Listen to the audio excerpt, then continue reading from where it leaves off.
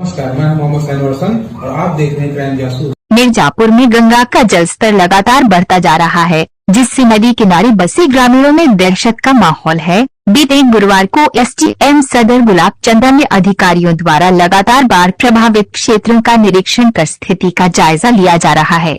गंगा के उफान ने रौद्र रूप धारण कर लिया है और जलस्तर खतरे के निशान से महज कुछ मीटर नीचे पहुंच चुका है। तेजी से बढ़ते पानी ने निचले इलाकों में रहने वाले लोगों की चिंता बढ़ा दी है। ग्रामीणों का कहना है कि पानी पहले से काफी तेजी से चढ़ रहा है और यदि यही स्थिति बनी रही तो आने वाले समय में कई घर जलमग्न हो सकते हैं। निरीक्षण के दौरान एसडीएम गुलाब चंद ने बाढ़ राहत चौकियों को सक्रिय करने, नावों की व्यवस्था करने और निचले इलाकों में सतर्कता बढ़ाने के निर्देश दिए। उन्होंने कहा कि प्रशासन पूरी तरह सतर्क है और किसी भी आपात स्थिति से निपटने के लिए आवश्यक तैयारी की जा रही है।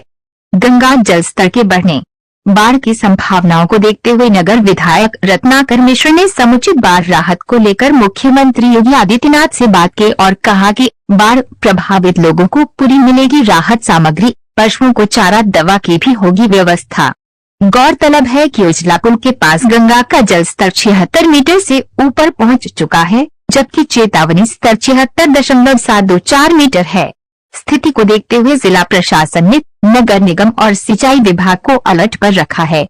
प्रशासन ने जनता से अपील की है कि अफवाहों पर ध्यान न दें और किसी भी आपात स्थिति में संबंधित विभाग से तुरंत संपर्क करें। आइए सुनते हैं जनपद मिर्जापुर के जिलाधिकारी पवन कुमार गंगवार ने क्या बताया। बाढ़ में जो जनपद मिर्जापुर में गंगा नदी का जलस्तर बढ़ने का अभी ट्रेंड है और जो संभावना है कि प्रयागराज में भी अभी राइजिंग ट्रेंड है, तो इसकी सहायक नदियां हैं गंगा नदी की, उनमें भी अभी जलस्तर बढ़ रहा है। तो ऐसी स्थिति में इस बात की संभावना है कि अभी अगले आने वाले 4-5 दिनों तक ये बढ़ता हुआ क्रम जारी रह सकता है।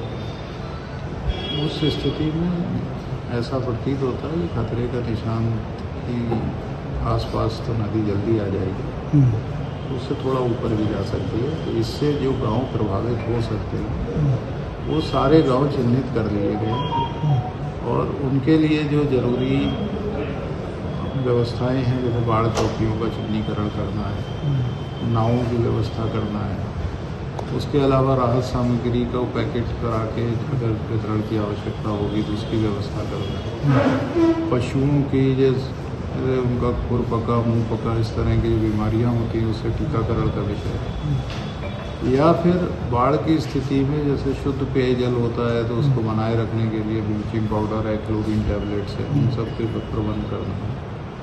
इसी तरह के अन्य कार्य हैं, जैसे कृषि है, तो कृषि में अगर फसल को नुकसान होगा तो कृषकों को उसका मुआवजा दिलवाने के लिए, चाहे वो फसल बीमा योजना के अंतर्गत हो या आपदा राहत के अंतर्गत हो, तो वो सारे काम बिना किसी समस्या के कर लिए जाए। जो क्योंकि बाढ़ के समय में आम जनमानस वैसे ही पीड़ित होता है, तो जो किसी भी योजना से कवर हो सकता है और जो उसको अधिकतम राहत पहुंचाई जा सकती है वो हर संभव उपाय जनपद अभी प्रभावित सदर तहसील प्रभावित होती है। सदर तहसील के अलावा चुनार तहसील है, वहाँ प्रभावित होती है।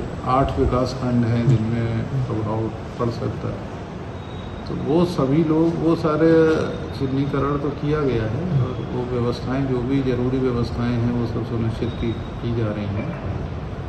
लेकिन अब बाढ़ की स्थिति को देखते हुए जितने भी विभाग हैं, चाहे वो कृषि से लेकर के, कृषि है, पशुपालन है, सीएमओ का हेल्थ है, चिकित्सा है, संचारी रोग ना है, पशुओं के रोग ना है, उनको राहत के सारे उपाय कर लिए जाएँ। इवैक्यूएशन करना हो तो उनको समय रहते अगर उनको सुरक्षित स्थान पर ले जाना है तो बाढ़ चौकियों पर उनकी व्यवस्था कर ली जाए। तैयारी आपकी पूरी है? सारी तैयारियां की गई हैं और पूरा प्रयास ये किया जाएगा कि जनता को कम से कम समस्या का सामना करना। लेकिन ये SDRF है, NDRF की अगर आवश्यकता होगी तो वो भी आएगी। उससे पहले TSC की फ्लड यूनिट होती है, उन सबको जैसा आवश्यकता है उसका डिप्लॉयमेंट होगा। संपर्क मार्ग जैसे प्रभावित होते हैं, इसीलिए नावों की ज़रूरत पड़ती है।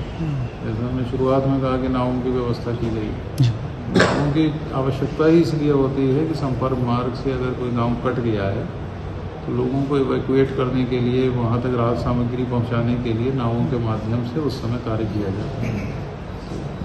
जिला प्रशासन ने जो सभी संभावित उपायों को किया है और इस बात के लिए प्रतिबद्ध है कि जो जनता है जो बाढ़ पीड़ित क्षेत्र में निवास करती है उसको कम से कम समस्या का सामना करना है। Thank you sir.